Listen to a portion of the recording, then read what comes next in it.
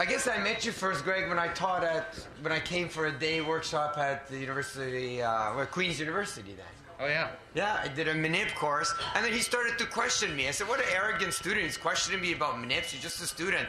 And then I realized he actually had finished chiropractic school already. And then he was doing physio school as another hobby. So, on that note, I guess I'm feedbacking. No need for further introductions. I've written his past and background in your notes. He's there. And so let's welcome him. Thank you.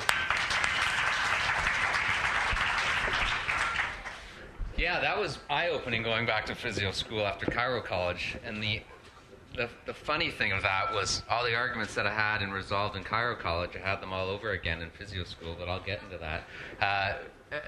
What I find funny is I know I'm speaking to the choir here, and I feel like I've given this talk a lot, or variants of it, over a decade. And I think I'd rather talk right at the orthopedic division and get in like more trouble, because that makes it a lot more interesting. Because that's this talk really ends up being. And what's interesting about this, I sort of gave this talk on MedBridge. It's like a continuing education company. That's how Barham saw it. And then did anyone read Lorimer Mosley's blog this week? I tweeted it out. It's exactly my talk today. It's amazing. It's great when you have these brilliant people confirming biases of yours. So I always start this with an apology, because that's the thing. I have a master's in biomechanics. I did it at Waterloo with Stu McGill. And so when I give this talk and talk like this, people think that I'm attacking Stu.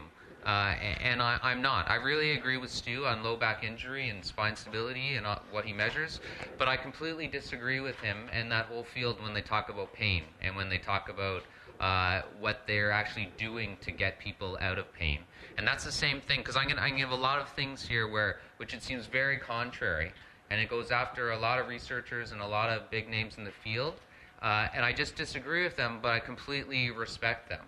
I just think that there's other ways to explain the clinical successes that they get, and often we have confirmation bias to explain our mechanisms, and I just disagree often with their mechanisms and with their model. And I used to say, well, that's okay, they can have a different model, that's not harmful. And now I kind of believe that some of these biomechanical models that we have are actually harmful, and I'll get into some of that today. There's the idea that not only what we say is often wrong, and I think we can go after biomechanics and say, that's wrong, that isn't even right what you're saying, but it might be worse than just wrong. It's not live and let be, because it actually might be harming our patients and actually contributing to the pain that people have. And I'll get into some examples of that. So clinical means, and I've done this throughout my career. You have pain, and it's probably because of something that I'm certain that I've said in the past 15 years, and now I completely step back and say I'm never going to do that. The definition of ignorance, something that you used to say 2 days ago, and now you don't say it anymore. There's some, I'll go back into that. So I think structure is not destined. I have a little blog post on my website. You have the vomit poster. This is finally getting accepted. I hate this. This is the classic chiropractic thing. If you don't come in, if you don't get your spine aligned, you're gonna be in trouble. We know that this has nothing to do with pain. That's pretty much accepted now, except not where I work, which I can't believe some of the reports I get from the nurses and the doctors, where they don't realize that these things have poor correlation with pain. So finally we're accepting that structure is not destiny, even though it's been 20 years in the making that this has been going on. But that poster is still sold. This poster. Oh, this is so popular. I think I saw this on Facebook, and I just saw, and I have to. The chiro, I'm a chiro as well. I don't know why, but I still keep it up. It's more like for billing. If someone runs out of physio, then I'm like, I know, chiro. What's different? I sign my name with a DC instead of a PT. Like, there's no... Actually, sometimes I think I'm Gregory as a physio and Greg as a chiro. Like, there's no difference. And there hasn't been any difference. When I went to physio school, nothing changed at all. And that was quite interesting. I actually felt that the physios that I met at Queen's were more like chiropractors than I was. And I and they would kind of bring me into their fold. I was like, you guys are just totally wrong. I don't know what you're talking about. That L4 is not stuck on L5. I have no idea how you know that. What?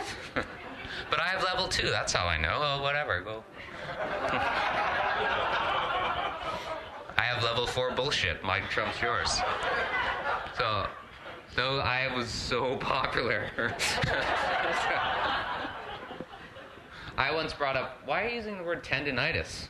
I thought that is not an inflammatory condition based on APTEI's research, Jill Cook. What are you talking about? It is tendinitis. That's the definition. That's the diagnosis. All right. Anyways, but the structure might not be destiny, but then what we do is we go back and do the same things when we use functional definitions, and we tell these patients all of these things. You have faulty movement patterns. You can't control your foot core. This is a nice popular one now that you hear Irene Davis, who's a researcher for running that, really respect, but she just stole all of the spine biomechanics stuff and said, well, the runners, they have to have a stable core, and the stable core is in the foot. And there was an article in BJSM last year. And you can't control your knee valgus. God forbid, your knee caves in a little bit and you stand like this. So we tell these people these things all the time.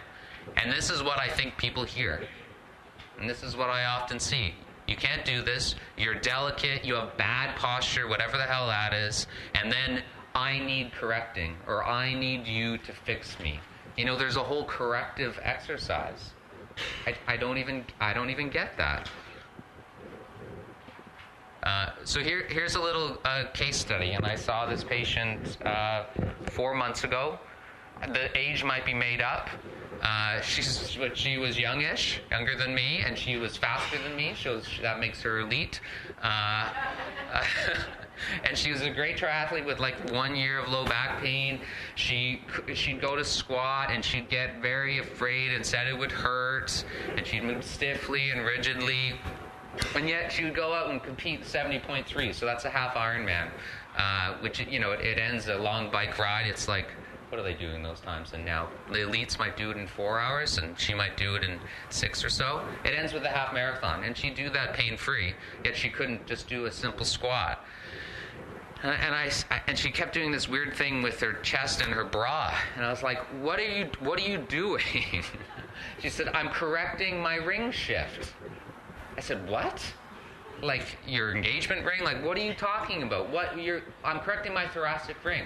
I've been told that my thoracic ring is shifted, it's out of alignment, and it's driving this dysfunction down my entire chain. It's also, your sympathetic nervous system there, so that's influencing it. And so I have to correct that in order to do, a bodyweight squat, but I'm fine running for 7 bloody hours. And so... and she would maintain in neutral as well. She was afraid to get out of any postures beyond neutral. Just couldn't explore movement, couldn't really realize what her body was capable of, had no respect for its capacity and its robustness, but she always would correct it. And I thought, well, what have we done? What has this explanation done to her? She is robust. I know this because I know that she's competed at this high level, and she does those things pain-free. Yet she fears a simple movement.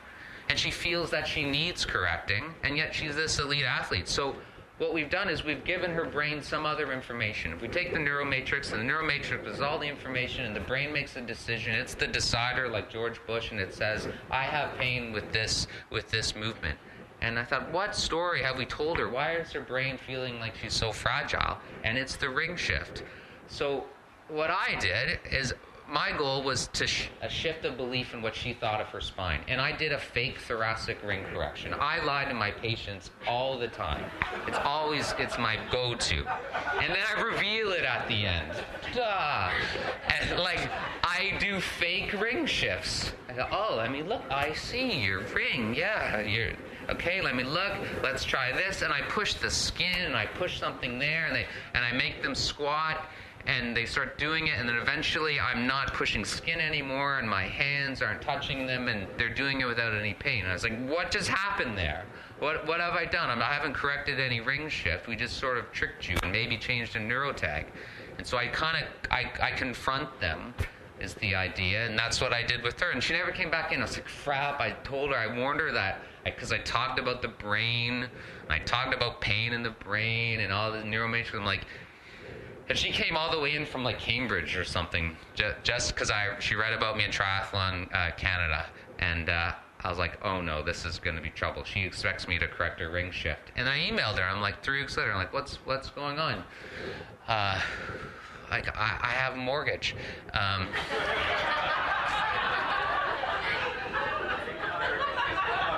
she was fine. I was like, well, refer people then. I have a mortgage. You can't just come once. Let me rub something. I went to school for 12 years. Efficiency. So interesting. And so, as I'm taking the cognitive functional therapy course, you should. It's Peter O'Sullivan's stuff, and I talk with them a lot, and they talk about this, how fear, like not only, like we always think, it's the biomechanics that cause the problem. Often it's the other way around, where the biomechanics is the victim. And we know that fear, and this is not new. This is what's so great. There's a study from Geiser. Everyone know the Flexion relaxation phenomenon? So this was part of my thesis. Way back in the 90s, I was studying backcracking, and we would measure all the electromyography in the spine and the kinematics, crack their back and see if it changed, and then I'd have to write some BS paper saying that nothing happened, but maybe something did, and it was really interesting. That one paper I wrote, the manipulation causes variable spine kinematic and EMG changes, meaning yes, something kind of happens or maybe not. It's just nothing consistent. But these guys, when you bend forward, when you get fully at the bottom, your erector spinae should shut off, the lower ones. And with people with low back pain, they typically don't. And what Geiser was sort of showing was that lack of a relaxation at the bottom is often related to fear. So this is what you see. This is just the flexion curve, full flexion. This is sort of the eccentric muscle activity. They stay on at the bottom, and they should come back on when you come up. This is healthy, works eccentrically, shuts off at the bottom, comes back on to pull you back up. And so it's the idea that it's the fear and our beliefs that drive the biomechanics, one thing and the other. So back to the ring shifts, I like to take a full biopsychosocial approach when I criticize things. So I don't just think that it's not really that valid using the psychosocial, but the bio isn't valid either. We know that motion palpation is unreliable. Everyone knows that. This isn't new. I mean, they don't, believe it or not, I went to Chiro College from 99 to 2003. Yeah, the right amount of time. And before that was my master's with 2 chiros who are doing their PhD. And we would teach this with like a wink and a smile. Like, we taught all the research that this was not a valid way to be assessing your patients and to determining what to be doing. And then I went to physio school in 2008, and they were teaching this, and no one had ever heard that this was an unreliable and therefore invalid test. That was at Queen's University in 2008 and 2009. Like, what the hell? I've always thought against it, though. It was shocking. And then, and also it ignores, when we look at posture and rings like this, it ignores normal variability. And then it assumes a sense in our hands that we don't have. And so, but what I don't doubt is that they get amazing success, because they're incredibly smart and charismatic teachers, and they're great with their patients, but they confuse that clinical cess with validating their clinical reasoning. And that's the big flaw. And I think that we can do better and find out what really is going on there and simplify things. And so here's some examples of the things that we say to our patients when we're using the biomechanical model that I have probably said before, and I try not to say, and I catch myself doing it. I'm like, oh, stop that. Don't say that, because we fall into these habits.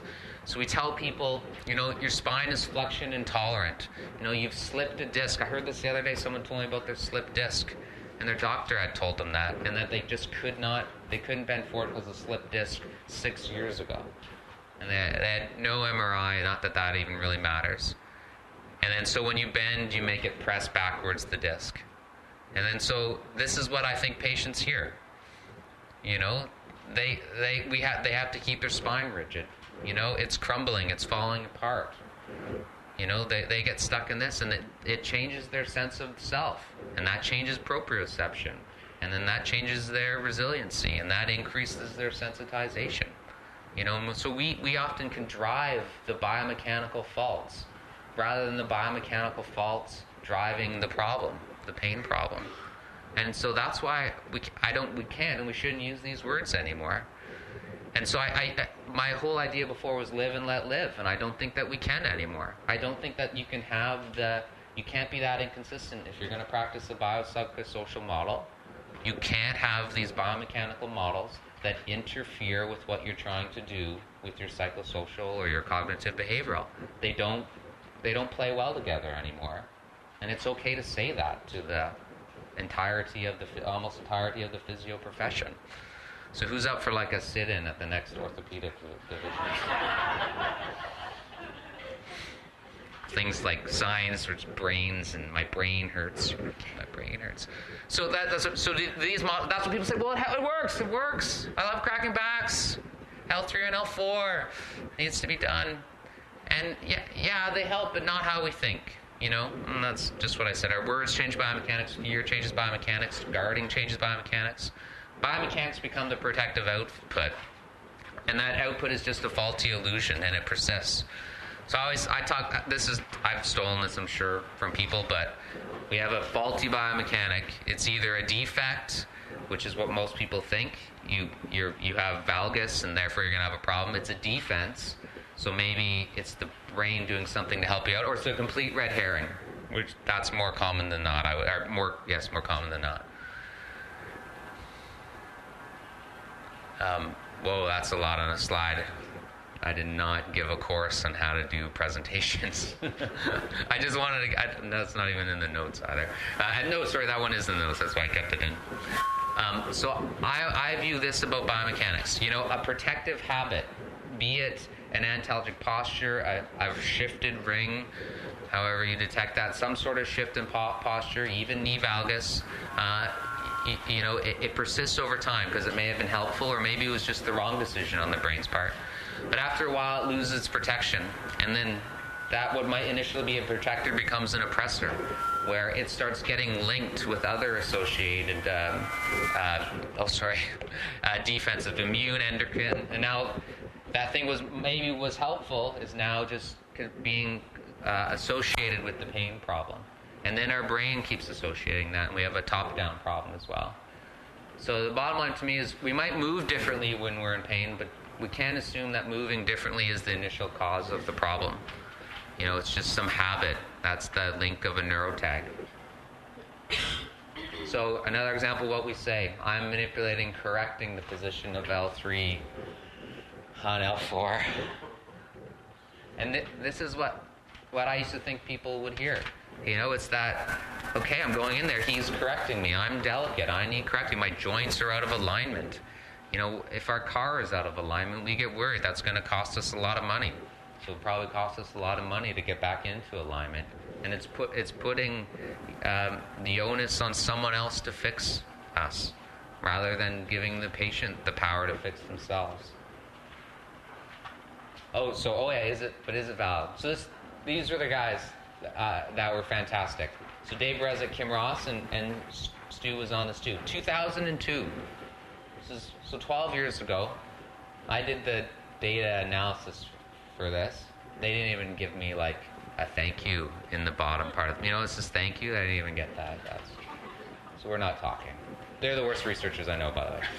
So, but this is hugely important for almost every single manual therapy thing that's taught in the orthopedic division. Almost everything in that book, Whitmore, it's from 2004. I read it sometimes when I feel like punching myself in the face, just to get the courage to punch myself in the face, because it really makes you want to do it. If you think that you can, let me give you an example.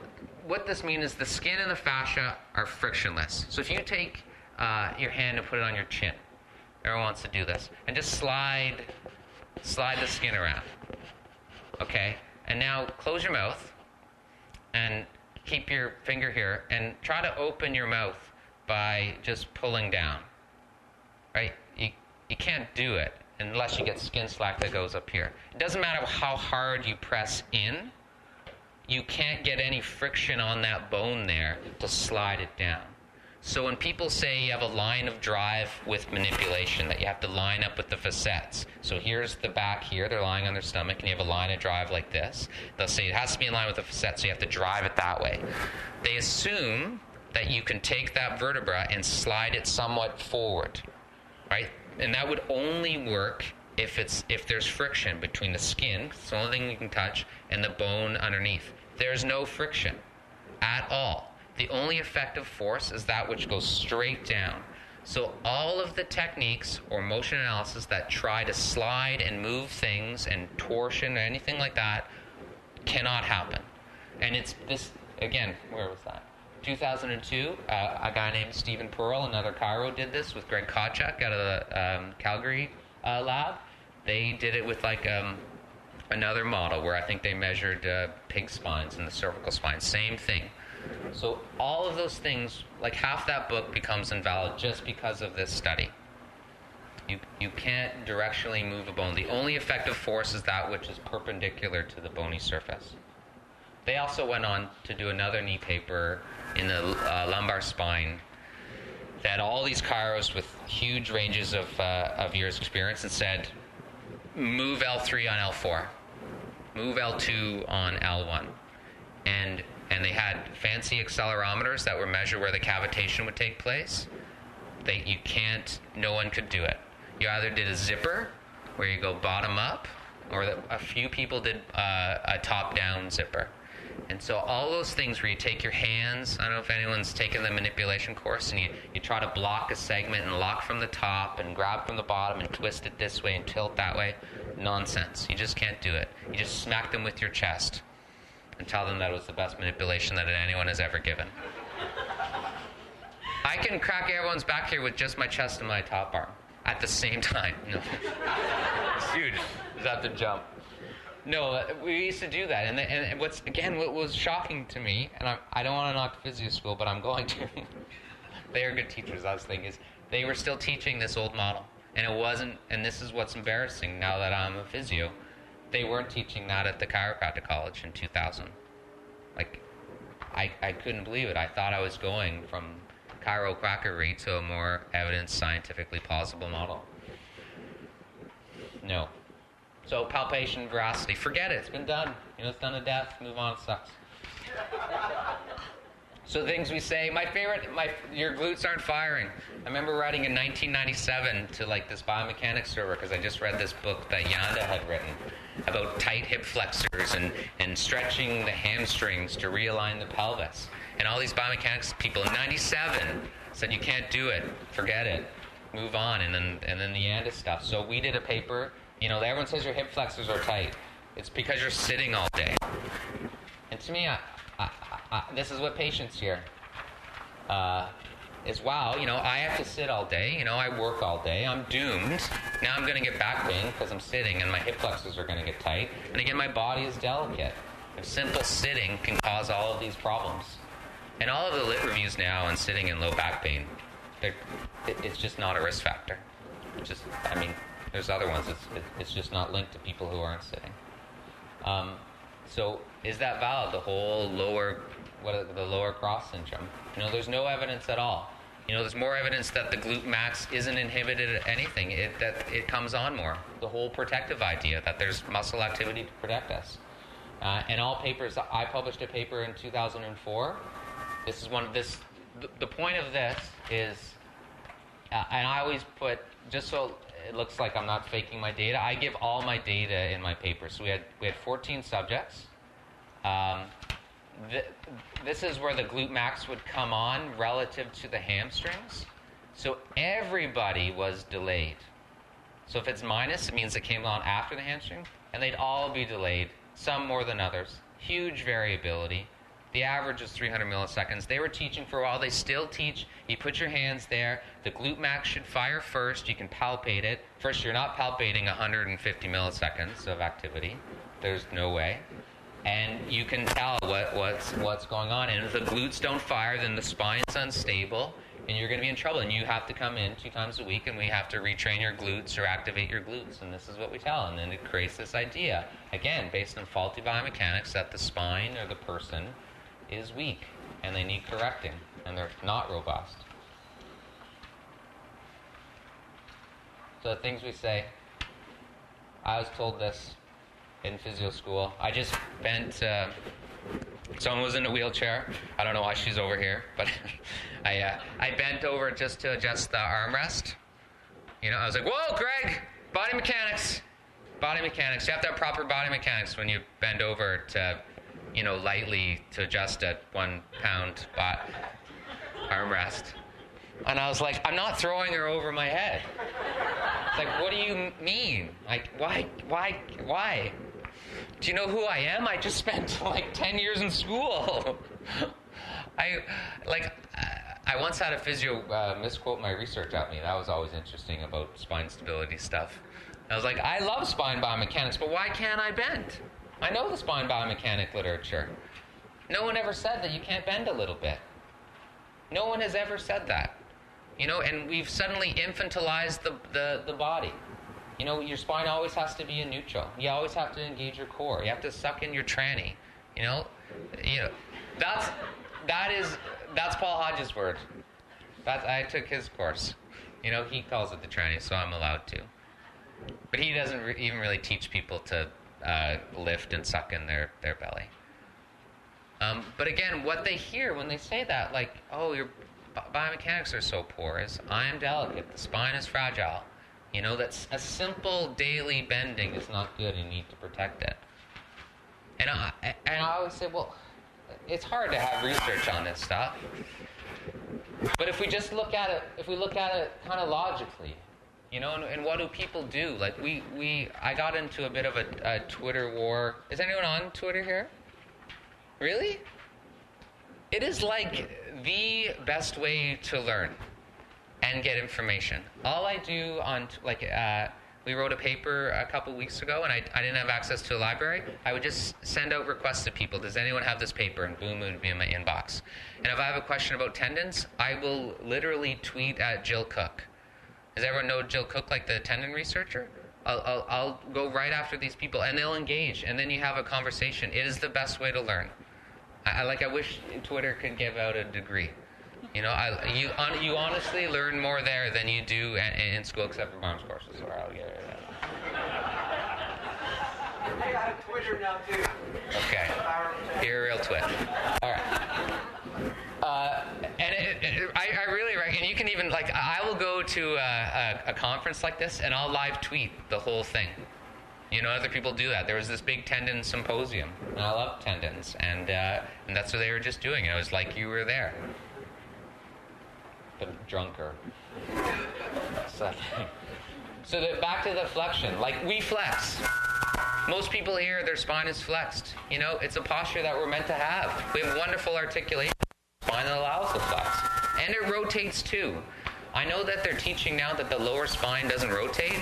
A number of the new MRI studies where they actually measure it, the lumbar spine has just as much rotation per segment as the thoracic spine. This whole thing, the lumbar spine is not meant to move. You know, it's not true. In that paper, I don't know, that was like 4 years ago now. And then what's this poor guy doing? He's going to sit like this all day, and he's done that for his whole life. I mean, I really want to talk to the government and go over there and do an intervention. Like, I bet this is the whole population. I don't think he's an outlier. I mean, we can sit over here in our first world and not care, but this is where we could really make a big deal. Like, how can you sleep?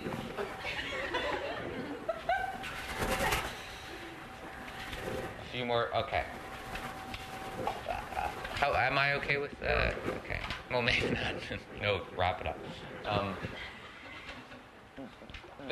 Has anyone ever heard of Kelly Starrett in the States? Mobility WOD? He was on The View. Okay, he's a physio, very dynamic and engaging. He could bench press me with one hand. But he was, I think it was The View, and he was teaching them how to properly sit, like get into a chair. These people, they had spines, and none of them were fractured. And he was teaching them that there was like a right, that you had to engage, and no, don't flex, you gotta breathe just through the left nostril, whatever. Engage your belly, and you have to hinge at the hips. No, you tilted out of neutral start. He was, have you seen this? No, I haven't. It's unbelievable. And then he was on 60 Minutes. The same type of like catastrophizing rules, like infantilizing the body, which is amazing because he's a CrossFit guy, and he should. And when he sees people do amazing, incredibly strong things every day, and it shows like that people are robust. Yeah, okay, wait, I'm gonna sit. I gotta start over. I need a hand. We're gonna have to lift the chair. Like, it's unbelievable. Like that whole, and it's like when people regret, there's a lot of regression now to babies will teach you how to do everything, and the baby knows how to squat properly.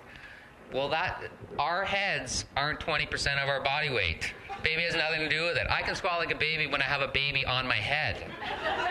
That's what works. That's a toddler squat, because they're sitting on my head. I have 3 kids, and I'll do that all the time.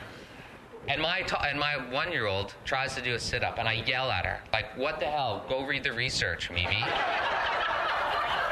That is not how you get out of bed. And stop crying and get out of my bed. I hate that kid sometimes. My wife leaves at 6 in the morning and brings her in. I'm like, what are you doing? She's got terrible movement patterns. She's going to infect me. Just trying to sit up, like roll. Don't you know you're supposed to roll over like a baby? They teach rolling now. They teach rolling. Everyone seen this? It's like a rolling pattern. If you take a functional movement screen or functional movement assessment, they teach you how to roll over. Like there's some proper way to roll over, and then they spend hours correcting it. Awesome. And then, but what does that say to the brain? That's my whole thing. If you have an ideal that you're trying to impose on people, and you don't obtain that ideal, now you have a disconnect with what you're doing and the brain expects. And that disconnect is not good. This has been overdone. It's more tranny stuff. But it's just thinking. No one ever said that the transverse abdominis is weak. It's the whole improper use of biomechanics. It was just delayed 50 milliseconds. But we did a bunch of studies too, kind of published it, and then I ended up emailing other researchers, and we never found that people were actually delayed. We kept seeing people delayed in a healthy population, and there'd be so many inconsistency in muscle activation timing. But it sells. And the whole thing with the unstable spine, and I talk to Stu about this, and it's its own research with Gassipolowicki. It's like, okay, the spine has to be stable. We have to train it to create stability. But that's all it takes is to be stable. 4 to 8%. It's nothing. No one doesn't have enough muscle power or strength to get stability. It's ridiculous. So I wrote a little blog last year about, can stability really explain pain? I said no. Might be a surprise. And then this. Oh, sorry, I forgot I threw this. I love this paper.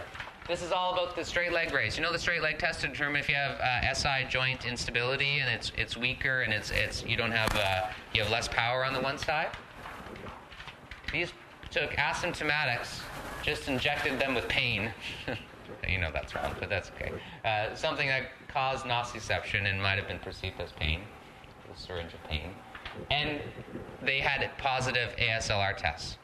So they didn't suddenly become like, that joint suddenly didn't all come wonky. It just hurt a little bit. So it's the pain. It's the pain as the driver of the aberrant movement pattern, not the other way around. But here's the thing. Those stability exercises often help people. And that's why we're thankful to Anne Mannion for this great paper. And I think Anne's a convert too. I've read her stuff for years, and she was very biomechanical, and she still is, but she's shifting from biomechanics being the sole, well, from being kind of important to being just maybe a little bit important. And they found it didn't matter when people got better if their activation timing changed. It just wasn't related. All of our measures of stability weren't good predictors, which is so interesting. So to me, it says that, yes, those interventions can help, but probably for another reason. And I think that loading and exercise and spine stability programs, if it's done well, it follows a progression. You start lightly and you build up, and then you keep challenging the patient, and then you keep building up. And you show to the patient, look, you can do this bird dog without pain. Look, now you can do this bird dog with your arm raised and you don't have pain. Now you can do a curl up with your hand under back without pain. And you keep building and building and building. And it's an exposure to what they perceive as an initial threat. And after a while, you change them into believing that that isn't a threat anymore because I've just done that without pain. So we change that story and we change that context. And now the brain can change its opinion on what it means to have pain and why they have pain. And so we don't even have to talk about spine stability to do a spine stability program.